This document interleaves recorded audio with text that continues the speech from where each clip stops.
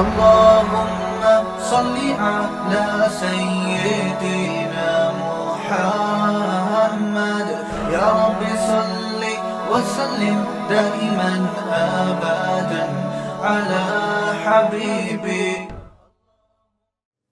سب سے پہلے اللہ کیا کہتا ہے مسلمان اپنے مسلم ہونا ثابت کرنے کے لیے کہ میرا اللہ سے ریلیشن ہے؟ اللہ نے کہا کہ 5 ٹائم نماز پڑھنی پڑے گی. اور یہ 5 ٹائم نماز کیوں رکھی ہے پتہ ہے آپ کو؟ کیونکہ وقت میں بہت بڑی تبدیلی ہوتی ہے. اللہ کہتے ہیں جب بھی اس کائنات میں بڑی تبدیلی ہوگی تو سب سے پہلے میرے سامنے سجدہ کرو گے, اس کے بعد اپنے کاموں میں لگو گے. تبھی تو قرآن کہتا ہے اقیم الصلاۃ لدلوک الشمس الی غسق اللیل, نمازوں کو قائم کرو دلوک شمس سورج ڈھلکنے کے وقت, الی غسق اللیل اور راتوں کے اندھیروں میں. تو غسق اللیل میں 2 نمازیں آ گئیں, مغرب اور عشاء, یہ دونوں رات کی نمازیں ہیں. لیکن ان دونوں کے اوقات میں بڑا فرق ہوتا ہے. مغرب میں فل اندھیرا نہیں ہوتا لیکن روشنی بھی نہیں ہوتی, بہت زیادہ وقت میں تغیر ہو جاتا ہے. اور غسق جو ہے لیل جب انتہائی درجے کی ہوتی ہے تو وہ عشاء کا وقت جب بالکل کیا ہو جاتا ہے, اندھیرا. آگے اللہ کہتے ہیں وقرآن الفجر, اور پھر فجر کا وقت بالکل ڈفرینٹ ٹائم ہوتا ہے. مغرب کا وقت باقی اوقات سے بالکل مختلف ہے. سورج ڈھل گیا, غروب ہو گیا, لیکن ابھی روشنی ہے, اندھیرا شروع نہیں ہوا. پھر گھپ اندھیرا ہو گیا. یہ کیا ہے؟ یہ بڑا تغیر ہو رہا ہے زمین کے اندر. تغیر سمجھتے ہو؟ تبدیلی, چینجنگ, آسان لفظ استعمال کرنا چاہیے مجھے بھی. بڑی چینجنگ آ رہی ہے ٹائمنگ میں, اور اس سے انسان کے جذبات میں اور احساسات میں بڑا فرق پڑتا ہے. ظہر کا تو فجر کا وقت بالکل ڈفرینٹ ہے, ابھی دن طلوع ہونے والا ہے. پھر سورج ہوتے ہوتے جب ڈھلکتا ہے نا, بالکل بلندی پہ پہنچ کے تیز تپتی ہوئی دھوپ ہوتی ہے جس کو اللہ دلوک شمس کہہ رہے ہیں. دلوک کہتے ہیں ڈھلکنا. تو سورج کا جو ڈھلکنا ہے نا, بلندی پہ جا کے لڑکنا نیچے, اس کو کیا کہتے ہیں؟ اس میں اللہ نے 2 نمازوں کا ذکر کر دیا, ظہر اور عصر. اس لیے کہ دلوک جو معتد بھی ہوتا ہے, گاڑی اردو پھر استعمال کر رہا ہوں, معتد بھی قابل ذکر دلوک, وہ ایک عصر میں ہوتا ہے, ایک ظہر میں ہوتا ہے. میں نے وہ کلپ ریکارڈ کروایا تھا نا عاقب سعید کو کہ 5 نمازیں اپنے ٹائم پر ہیں, اور یہ قرآن کی عیسائی سے ثابت ہے کہ نمازوں کے 5 ٹائم ہیں, 3 ٹائم کی نمازیں قرآن میں نہیں ہیں. تو اس پہ میں نے کہا تھا کہ دلوک شمس ہے نا, سورج کا ڈھلکنا, تو معتد بھی ڈھلکنا, قابل ذکر ڈھلکنا ایک ظہر کے وقت ہوتا ہے, ایک عصر کے وقت. کیونکہ عصر کے وقت 45 پہ آ جاتا ہے, اور ظہر کے وقت بلندی پہ جا کے ڈھلکتا ہے. تو اس کے نیچے کے لوگوں کے کمنٹس آئے ہوئے تھے کہ اگر قرآن کا یہ مطلب ہے ڈھلکنے کے وقت, تو پھر تو ہر وقت سورج ڈھلک رہا ہے. سمجھ میں آیا پاگل کسے کہتے ہیں؟ یہ ہیں مجتہدین, یعنی ان کا دعویٰ یہ تھا کہ 3 وقت ہیں نماز کے قرآن میں, ظہر ہے اور عشاء ہے اور فجر ہے. وہ 3 وقت سے یہ ثابت کرنا چاہتے ہیں کہ ظہر عصر ملا کے پڑھ لو اور مغرب عشاء ملا کے پڑھ لو. اصل میں 3 ٹائم ہے, یہ غلط ہے. دلوک شمس کا لفظ ہے قرآن میں, اور دلوک سے مطلق دلوک مراد ہے, اور مطلق سے فرد کامل مراد ہوتا ہے. جو معتد بھی, دیکھو فرد کامل کو میں مثال سے سمجھاتا ہوں. پہلے میں یہ جنہوں نے اعتراض کیا نا اٹھ پٹانگ قسم کا, ان کے اعتراض کا جواب دوں. یہ کہتے ہیں ہر وقت, واقعی ہر وقت تو دلوک ہو رہا ہے, لیکن اس کا تو کوئی بھی قائل نہیں ہے. ایسا تو 1 کروڑ نمازیں ہو جائیں گی. ابے سورج بلندی پہ جا کے جب تک پورا غروب نہیں ہوتا تو ہر سیکنڈ ڈھلک ہی رہا ہے نا, تو کیا ہر سیکنڈ میں نماز پڑھیں گے؟ تو ظاہر ہے قرآن وہ بات کرے گا جو انسانوں کے فہم کے مطابق ہوں گی. تو اس سے صاف پتہ چلتا ہے وہ ڈھلکنا مراد ہے جو قابل ذکر ڈھلکنا ہو. تو قابل ذکر ڈھلکنا جس کو اصطلاح میں کہتے ہیں معتد بھی ڈھلکان, وہ جب ہے جب بلندی پہ جا کے پہلی دفعہ ڈھلکنا شروع ہو اور پھر 45 کے زاویے پہ آ جائے. اس سے زیادہ ڈھلکان والی نماز حدیث سے ثابت بھی نہیں ہے. نہیں آئی میرا خیال ہے بات؟ تو مطلق سے فرد کامل مراد ہوتا ہے. اس کو میں مثال سے سمجھاتا ہوں. دیکھو میں آپ سے کہتا ہوں چائے لے کر آؤ, آپ برف ڈال کے ٹھنڈی چائے لے آئے, میں کہوں گا یہ کیا لے آیا؟ آپ کہیں آپ نے بولا تھا گرم چائے لاؤ. میں بولوں گا جب میں نے چائے کا لفظ مطلق بولا ہے, اس کے ساتھ کوئی گرم یا ٹھنڈے کی قید نہیں لگائی, تو اس سے فرد کامل ہی مراد ہوتا ہے. کامل فرد چائے کا کیا ہے؟ کامل درجے کی چائے کیا ہے؟ جو گرم ہوتی ہے, درمیانی درجے کا میٹھا ہوتا ہے اور مناسب سی پتی ہوتی ہے. میں نے آپ سے کہا چائے لے کر آؤ, آپ 6 چمچ زہر بنا کے نا پتیوں کے ڈال کے لے آئے, اور سب میں نے کہا یہ کیا لے کر آیا ہے؟ آپ کہہ رہے ہیں, آپ بول رہے ہیں چائے. میں کہا بھائی تو زہر بنا دی, تو آپ بولو آپ نے یہ تھوڑی کہا تھا نارمل چائے, آپ نے تو چائے بولا تھا. تو چائے میں تو کوئی بھی چائے. سمجھ میں آ رہی ہے بات کہ نہیں آ رہی؟ یہ چیزیں اصول فقہ میں پڑھی جاتی ہیں جو آج کل کے اسکالرز نے نہیں پڑھی, تبھی قرآن و حدیث کا مطلب بھی ان کو سمجھ میں نہیں آتا. تو المطلق اذا اطلق یراد به الفرد الکامل, یہ اصول فقہ کا مسئلہ ہے اور لغت کا بھی مسئلہ ہے. یہ قاعدہ ہے, ضابطہ ہے کہ جب بھی کوئی لفظ علی الاطلاق بغیر کسی قید کے بولا جائے گا تو فرد کامل مراد ہوتا. اکمل نہیں, اکمل کا مطلب بہت اوپر کی زعفران والی چائے, نہ, فرد کامل جو ناقص نہ ہو. زعفران والی چائے لے آؤ گے پھر بھی برا لگے گا. آپ بولو گے بھائی مفتی صاحب آپ نے چائے بولا تھا اور کہا تھا کہ فرد کامل مراد ہوتا ہے, تو میں اس میں زعفران ڈال کے لے آیا. اب میں پتہ نہیں زعفران پیوں نہیں پیوں یار, تو کیا کر کے لے آیا, میں تو کامل نہیں, میں تو اکمل. تو میں بولوں گا قاعدہ یہ ہے کہ مطلق جب بولا جاتا ہے تو نارمل جو کامل ناقص نہ ہو, اکمل مراد نہیں ہوتا اس سے. سمجھتے ہو؟ تو یہ قاعدے قرآن و سنت پہ بھی جاری ہوتے ہیں, کیونکہ اللہ میاں نے بھی تو کلام کیا ہے نا, نبی نے بھی تو کلام کیا ہے, تو نبی کے کلام میں بھی وہی لغت کے قاعدے چلیں گے جو عام قاعدے ہیں. سمجھتے ہو گے نہیں سمجھتے؟ تو اب دیکھو قرآن کہہ رہے اقیم الصلاۃ لدلوک الشمس, سورج کے ڈھلکنے کے وقت. تو ڈھلکنے سے فرد کامل جو کامل درجے کا ڈھلکنا ہے, تو کامل درجے کا ڈھلکنا ایک جب بالکل بلندی پہ جا کے ڈھلکنا شروع ہوتا ہے, اس کو کہتے ہیں ڈھلکنا, پہلی دفعہ جب ڈھلکنا. اور دوسرا جب 45 کے زاویے پر جو عصر کے قریب کا ٹائم ہے جس میں سورج میں تغیر پیدا ہونا شروع ہو جاتا ہے, تو یہ ڈھلکنا ہے. تو اب جب بھی زمین میں کوئی نیا ٹائم داخل ہوتا ہے نا, تو اللہ کہتے ہیں کیا کرنا ہے سب سے پہلے؟ اللہ کا شکر. تبھی علماء نے اصول فقہ کی کتابوں میں لکھا ہے کہ نمازوں کے جو اوقات ہیں نا, یہی نماز کا سبب ہے. سمجھتے ہو؟ اللہ میاں نے نمازوں کے اوقات کو نماز کا سبب بنا دیا. اب اس بات کو بھی سمجھو, اصل میں نماز کا سبب ہے اللہ کے احسانات. نماز جو ہم پڑھتے ہیں اس کا اصل سبب کیا ہے؟ اللہ کے احسانات. اب اللہ کے احسانات تو 24 گھنٹے ہیں, تو کیا 24 گھنٹے پڑھتے رہیں؟ ظاہر ہے اس میں حرج ہے. تو اللہ میاں نے کیا کیا؟ اللہ میاں نے بولا دیکھو شریعت کا ایک اصول ہے. ابھی کیا تمہیں پورا اصول فقہ بیٹھا کے سمجھاؤں میں, لیکن کیا کریں, سمجھائے بات سمجھ میں آتی نہیں. دیکھو شریعت کا اور کامن سینس کا بھی ایک اصول ہے کہ جب کسی, پہلے میں مشکل اردو میں سمجھاتا ہوں پھر ایکسپلین کروں گا. جب کسی حکم کا مدار کسی حقیقی سبب پہ رکھنا ممکن نہیں ہوتا نا, تو سبب ظاہر پر حکم کا مدار رکھا جاتا ہے. مشکل ہے مجھے پتا ہے, آسان کر کے سمجھا رہا ہوں. دیکھو ہم جو سفر میں 2 رکعتیں پڑھتے ہیں, اس کی اصل وجہ ہے مشقت. کیوں ہم 2 رکعتیں پڑھتے ہیں؟ بھائی ٹینشن ہے سفر میں. اللہ نے نماز کیا کر دی کہ بھائی سفر میں آدمی ایسے راحت میں نہیں ہوتا جیسے گھر میں ہوتا ہے نا. تو اللہ میاں نے کیا حکم دیا کہ بھائی کتنی پڑھنی ہے؟ 2 پڑھنی ہے. تو اصل جو وجہ ہے نا سفر میں 4 کی 2 جو اللہ نے کر دی ہیں, اس لیے کہ سفر میں آدمی اتنی خوشی اور راحت میں نہیں ہوتا بلکہ تھوڑی سی ٹینشن میں ہوتا ہے. لیکن اگر اللہ تعالیٰ یہ کہتے کہ ٹینشن ہی پر حکم کا مدار ہے, تو یہ ٹینشن کم ہونے کے بجائے بڑھ جاتی. وجہ اس کی ہے کہ ہم سوچتے رہتے پتہ نہیں مجھے سفر میں ٹینشن ہو بھی رہی ہے کہ نہیں ہو رہی ہے. بعض دفعہ لوگ سفر میں گھر کی نسبت زیادہ خوش ہوتے ہیں. آپ جا رہے ہو جہاز میں یا ٹرین میں, بڑا مزہ آ رہا ہے, آدمی کو یار اللہ میاں نے تو کہا تھا ٹینشن کی, اب تو ٹینشن نہیں ہو رہی.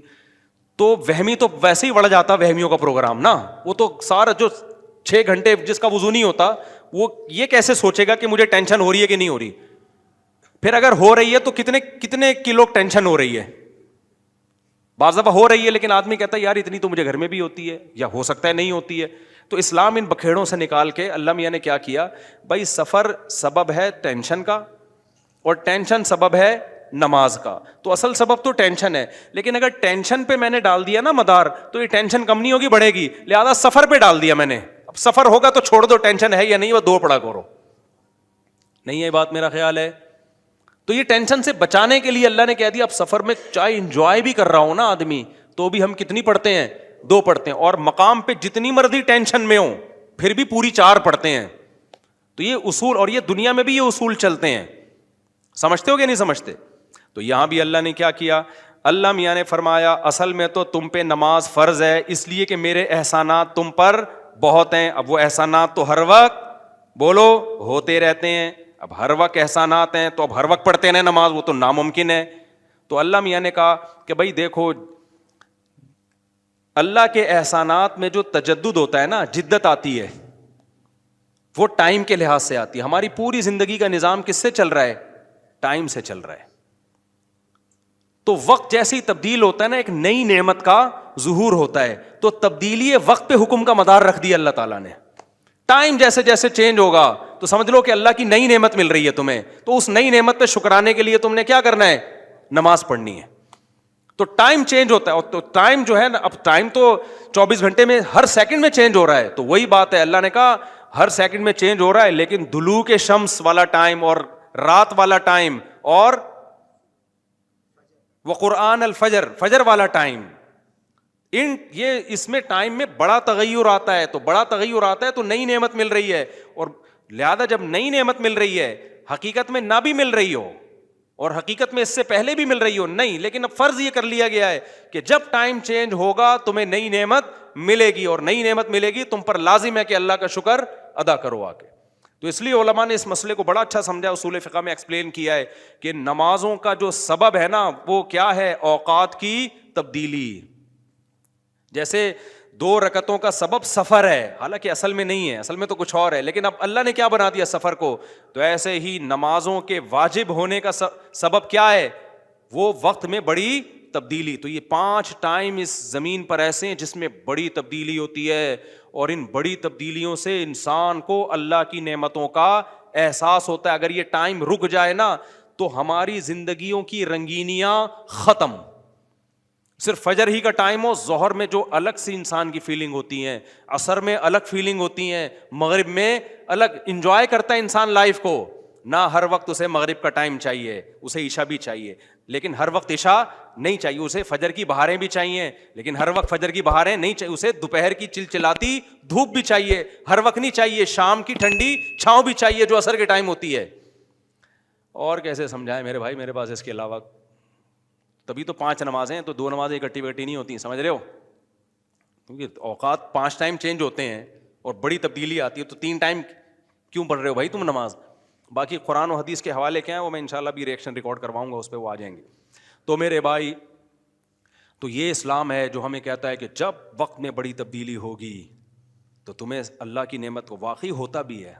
آپ رات کو سو جاؤ ٹائم پہ, صبح صادق کا وقت جب ہوتا ہے نا, نیند پوری ہوتی ہے, خدا کی قسم دل میں ذرا سی بھی اللہ کی محبت کا جذبہ ہونا تو انسان کے دل میں اللہ کی محبت کی چنگاریاں پیدا ہوتی ہیں صبح کے ٹائم کو دیکھ کے, کہ میرے رب نے مجھے رات کو سلا دیا اور بالآخر اب سورج دوبارہ سے نکل کے اپنی ذمہ داری پوری کرنے والا ہے. دل چاہتا ہے اللہ کو راضی کروں, اٹھوں, میں اللہ کے سامنے جاؤں. ہم تو پوستیوں کی طرح, میجورٹی تو سو رہی ہوتی ہے نا, اٹھتی 12 بجے ہے کم وقت, اس کو کیا پتا وہ صبح اور وہ چھاؤں ستاروں کی اور وہ نور. شاعر نے کہا تھا, اگلا مصرع بھول گیا کیونکہ نبی میں رٹا لگا کے یاد کیا تھا 9th کلاس میں اردو ادب میں.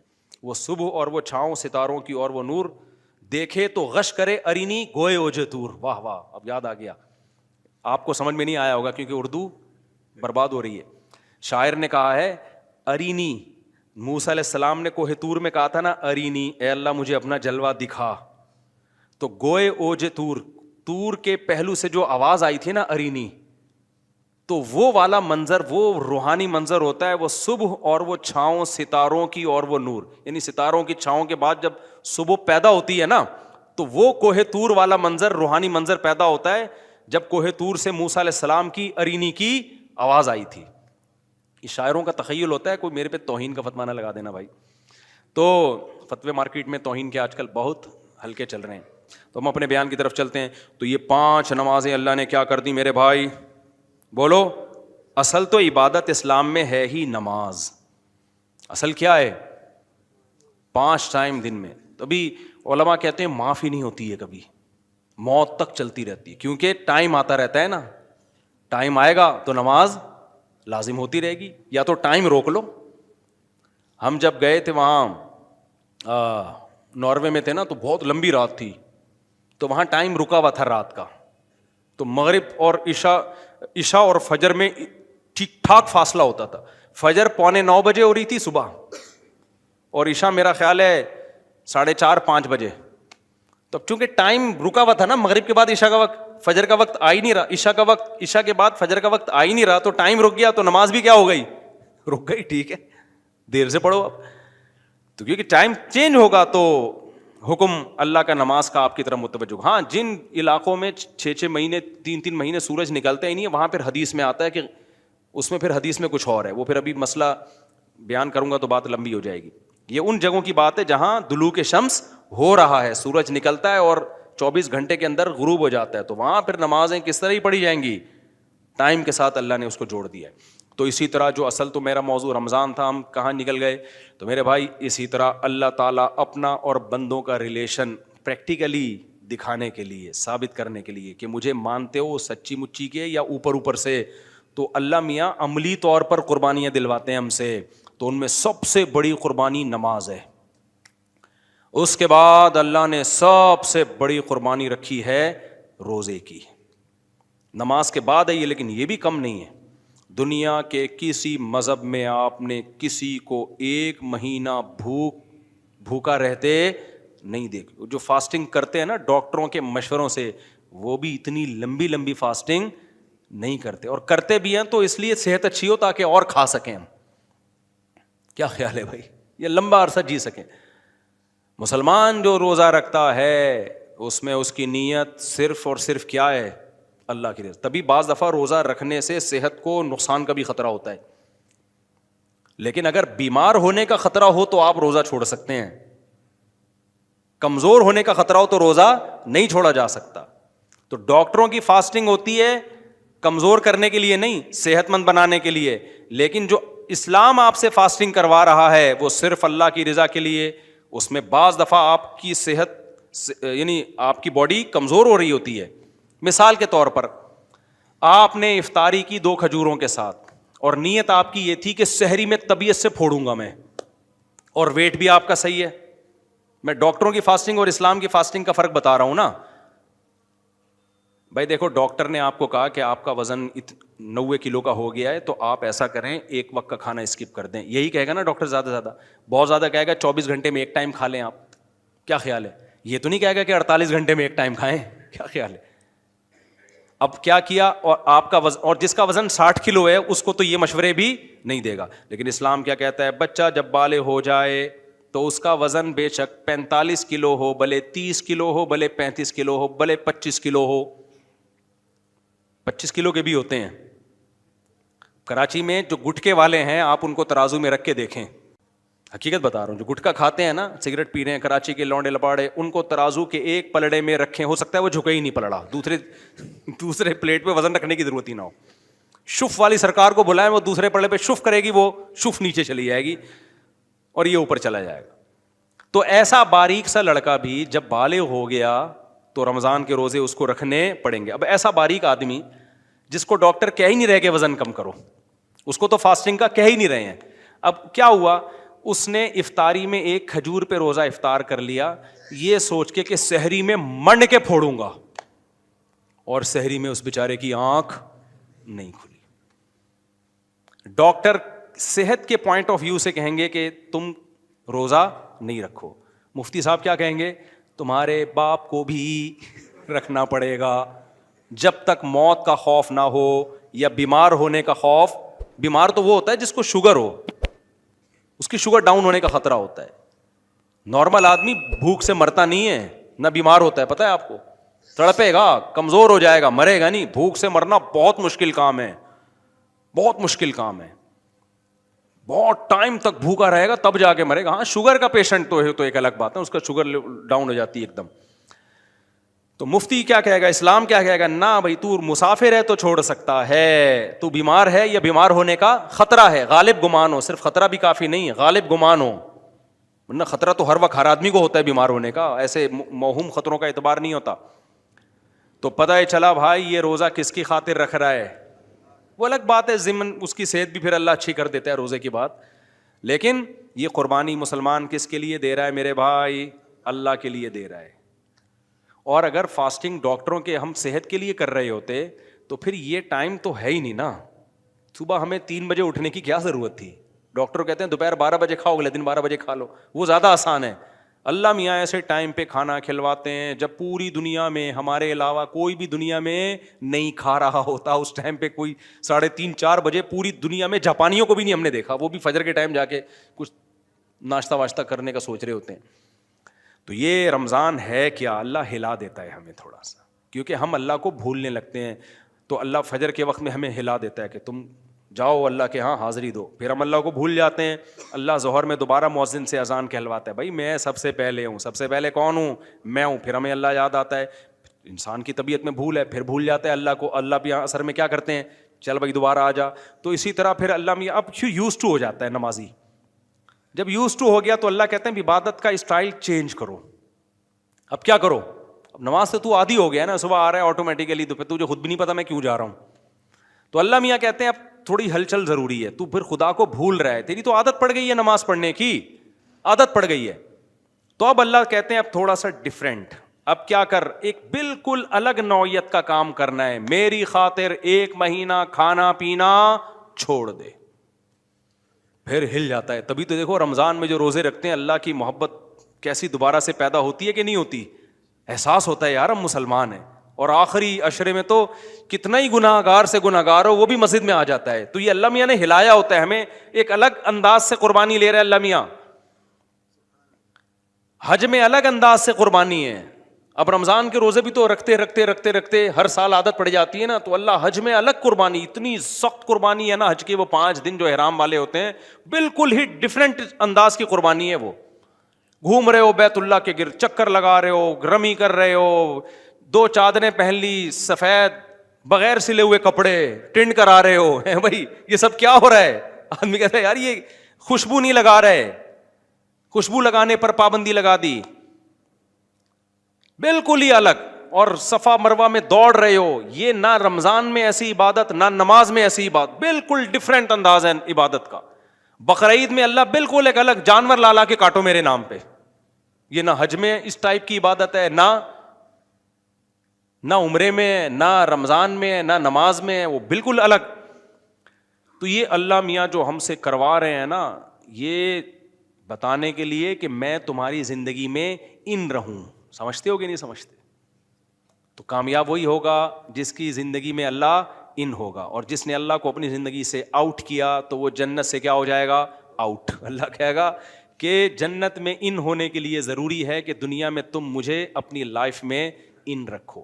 کل ایک خاتون نے مسئلہ پوچھا, وہ کہنے لگی وہ نام نہیں لینی اپنے رشتے کا نا, بس یہ بتا کے بیان ختم کرتا ہوں.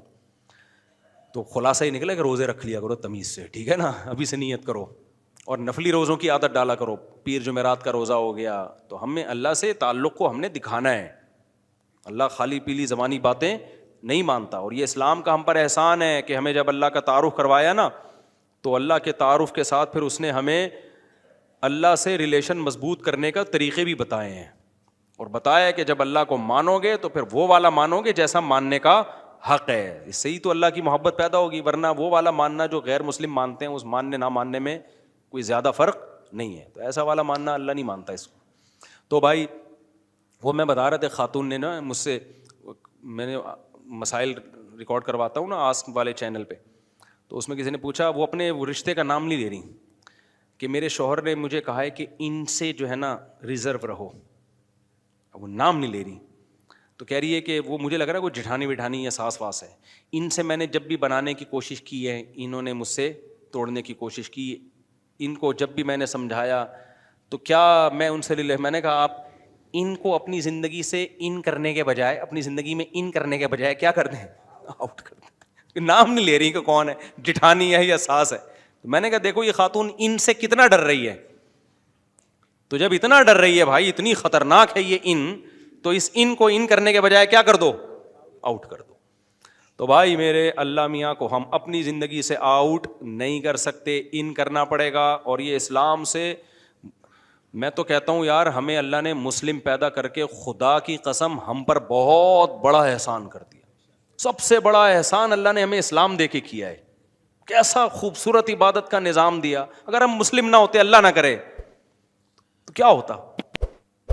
کتنے مسائل. ابھی لاہور میں کانفرنس ہونے والی ہے, بہت سے غیر مسلم مسلمان ہوئے ہیں. اس کانفرنس کا یہ کہ اگر مسلم نہ ہوتے تو, یہ اسلام دنیا میں نہ ہوتا تو دنیا ہوتی کیا, دنیا ہوتی کیا. سب سے پہلی بات ہماری تو 4 ہوتی ہی نہیں اگر ہم اللہ نہ کرے. بچے ہی نہ ہوتے. یہ خوشیاں جو گھروں میں ملی ہیں کس کی برکت سے ملی ہیں, اولادیں ہی نہ ہوتی. ہم بھی انگریزوں کی طرح ایک گرل فرینڈ ہوتی, اور اس کا کوئی پتہ نہیں, کسی بھی وقت مارکیٹ سے شارٹ. اور عورت کا تو ایسا بیڑا غرق ہوتا نا سوسائٹی میں, ہماری مائیں نہ ہوتی, ہماری بہنیں نہ ہوتی. عورت گوروں کی طرح, جاپانیوں کی طرح اکیلی گھوم رہی ہوتی کسی بوائے فرینڈ کے ساتھ, نہ اس کا پیچھے پوچھنے والا کوئی بھائی, اور نہ وہ کسی کی ماں ہوتی, بس فزیکلی ہوتی. بچے اس کی خدمت کر کے ثواب حاصل نہیں کر رہے, ریلیشن تو ہوتے ہی نہیں. نہ ہم اتنے صاف ستھرے ہوتے جتنے اب ہیں. میں نے بتایا تھا نا آسٹریلیا میں گورے کو میں سمجھ رہا تھا بڑا نیک صاف ستھرا, جنرل اسٹور پہ میں گیا, اس نے بنیان پہنا ہوا تھا نا, 2 گورے کھڑے ہوئے تھے, تو میں نے کہا یار کیسے نیٹ کلین. تو وہ جوتوں کا ڈبہ نکالنے کے لیے اس نے جب یوں ہاتھ اوپر کیے نا دونوں نے, تو میں واقعی بھاگا ہوں وہاں سے. سب ایسے نہیں ہوتے, کسی کا مذاق اڑانا مقصد نہیں ہے, سب ایسے نہیں ہوتے. تو میں نے پہلی دفعہ یہ منظر, تو میں نے وہاں پوچھا, میں نے کہا یار یہ کوئی سمجھانے والا نہیں ہے ان کو, یہ تو ویسے ہی کتنا برا لگ رہا ہے. تو وہ جو میرے میزبان تھے انہوں نے کہا شکر کرو بھائی ہم کیا ہیں, مسلمان ہیں, ہمیں اللہ میاں نے سمجھا دی ہیں چیزیں بہت پہلے سے.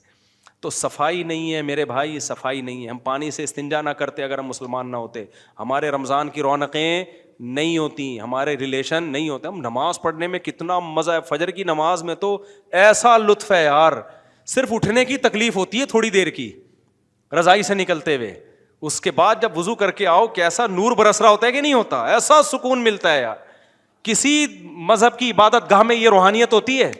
حالانکہ ان کی عبادت گاہوں میں ڈیسک ہوں گے, کرسیاں ہوں گی, سونے اور چاندی کے وہ لگے ہوئے ہوں گے, اور بڑا ڈیکوریٹ کیا ہوا ہوگا. میں ایسے ایسے عبادت گاہوں میں گیا ہوں, اربوں روپے کا سونا لگا ہوا ہے اندر, سکون نہیں ہے. اور آپ کسی گاؤں دیہات کی مسجد میں چلے جاؤ, ایک مؤذن ہوگا بیچارہ جھاڑو لگا کے پوچھا لگا کے مسجد صاف کر رہا ہوگا, وہاں بھی نماز پڑھو وہی سکون ملتا ہے جو الفلاحیہ میں ملتا ہے. اور حرم چلے جاؤ تو ایک الگ ہی مزہ ہے. تو بھائی اسلام نے جو, خدا کی قسم آخرت تو بعد میں ملے گی, اسلام نے ہمیں دنیا میں بھی کیا کر دیا, ہماری زندگیوں کو سکون اور خوشیوں سے بھر دیا ہے. رمضان کے روزے کی تکلیف تو ہوتی ہے, لیکن خدا کی قسم جو افطاری میں لذت ہے وہ لذت غیر مسلم کو نصیب نہیں ہوتی. وہ ہماری تکلیف کو دیکھ رہا ہوتا ہے کہ سارا دن بھوکے پیاسے کتنا مزہ آتا ہے. بس ایک واقعہ سنا کے بیان ختم کرتا ہوں. میں پشاور میں تھا نا, تو ایک بوڑھے آدمی آئے, انہوں نے مجھے کہا کہ بھائی وہ کسی نے چھیڑ دیا. میں جہاں بھی جاتا ہوں 4 شادیوں پہ لوگ چھیڑ دیتے ہیں دوسرے کو. تو ان بوڑھے سے کہنے لگے, وہ پٹھان تھے, ان کو کہنے لگے یار تم 4 شادیاں کرو, سنت ہے. اس بوڑھے نے ایک بات کہی, اس نے کہا خدا کی قسم مزہ اللہ نے صرف 2 چیزوں میں رکھا ہے, ایک اللہ کی راہ میں لڑنا اور دوسرا افطار کرنا روزہ. اتنا اس نے در سے یہ بات کہی ہے نا کہ اس کی لذت میں نے محسوس کی ہے. بعض دفعہ آدمی اتنے اندر سے ایک بات کہہ رہا ہوتا ہے کہ اس کے جذبات سامنے والے کے سینے میں ٹرانسفر ہو جاتے ہیں. واقعی ایسا ہے. جب آپ روزہ افطار کرنے کے لیے بیٹھتے ہو نا, تو صرف یہ نہیں ہوتا کہ آپ کی بھوک ختم ہو رہی ہے, نہ, ایک احساس ہوتا ہے انسان کو کہ میں نے کس کے لیے قربانی دی تھی, اللہ کے لیے. اب اس قربانی کے ختم ہونے کا ٹائم آ رہا ہے. تبھی ہمارے نبی نے کیسی پیاری دعا سکھائی ہے. اس دعا میں خدا کی قسم افطار سے بھی زیادہ مزہ ہے. آپ صلی اللہ علیہ وسلم جب افطار کر کے کھجور سے افطار کرتے نا, کیسی توانائی آتی ہے نا, ایک دم جسم میں طاقت آ جاتی ہے. تو آپ فرماتے ذهب الظما, شدید پیاس کا روزہ ہو, کھجور کھاؤ اور پانی پیو, تو آپ فرماتے ذهب الظما, پیاس چلی گئی. یہ بتانے کی ضرورت ہے کہ پیاس چلے گی, لیکن نبی اللہ کا شکر ادا کرنے کے لیے اپنی زبان سے یہ الفاظ دہرا رہے ہیں, ذهب الظما, پیاس چلی گئی. کیوں؟ اس لیے کہ یہ کہنے میں مزہ آتا ہے, یہ کہنے میں کیا آتا ہے, لطف آتا ہے. ذهب الظما, پیاس چلی گئی. وابتلت العروق, اور رگیں تر ہو گئیں. کیسا ڈھیلا خشک ہوا ہوتا ہے مغرب سے پہلے روزے دار, بھی چڑچڑے ہوئے ہوتے ہیں, پکوڑوں کی دکان پہ جھگڑے, پیٹرول پمپ پہ لڑائیاں. افطاریوں پہ تو ہم نے رولوں پہ لڑتے ہوئے, رول نہیں ہوتے, ایک خاندان تھا, بھی اشارہ نہیں کروں گا, رول پہ لڑائی ہوئی ہے ان کی. افطار ہوا نہیں ہے, بھی رول پہ لڑائی, وہ اس نے یوں کر کے آگے کر لی, اس نے یوں کر کے پیچھے کر لیا. تو یہ سب آنتوں کی خشکی کی وجہ سے ہو رہا ہوتا ہے. ہم لوگ ڈر گئے تھے ان کو دیکھ کے, ہم نے کہا پتہ نہیں کیا ہو گیا. بعد میں پتہ چلا وہ رول پہ لڑائی ہوئی ہے, کیونکہ اس سے بھوک کی حالت میں دسترخوان بھی اچھا لگ رہا ہوتا ہے. آدمی کہتا ہے دسترخوان کھا جاؤں گا, وہ تو جب 2 نوالے پیٹ میں اترتے ہیں پھر رول کا پتہ چلتا ہے بھائی 50 روپے سے زیادہ یا 20 روپے سے زیادہ کی ویلیو نہیں ہے اس کی. اس سے پہلے کیا جذبات ہوتے ہیں؟ تو آپ نے فرمایا ذهب الظما وابتلت العروق، رگیں کیا ہو گئیں؟ تر. وثبت الاجر انشاءاللہ، اور فرمایا روزے کا اجر اللہ نے لکھ، دنیا کا بھی مزہ دے دیا اللہ نے اور آخرت میں بھی اس کو محفوظ کر لیا. تو اور اس سے بڑی خوشی کیا ہوگی میرے بھائی کہ جسمانی لذت بھی اور روحانی لذت بھی. اس سے غیر مسلم محروم ہے. تو اللہ ہمیں اسلام کی قدر کی توفیق عطا فرما. سبحانک اللہم و بحمدک، نشہد ان لا الہ الا انت، نستغفرک و نتوب الیک. نماز کے بعد تھوڑی دیر مسائل کا سیشن ہوگا انشاءاللہ.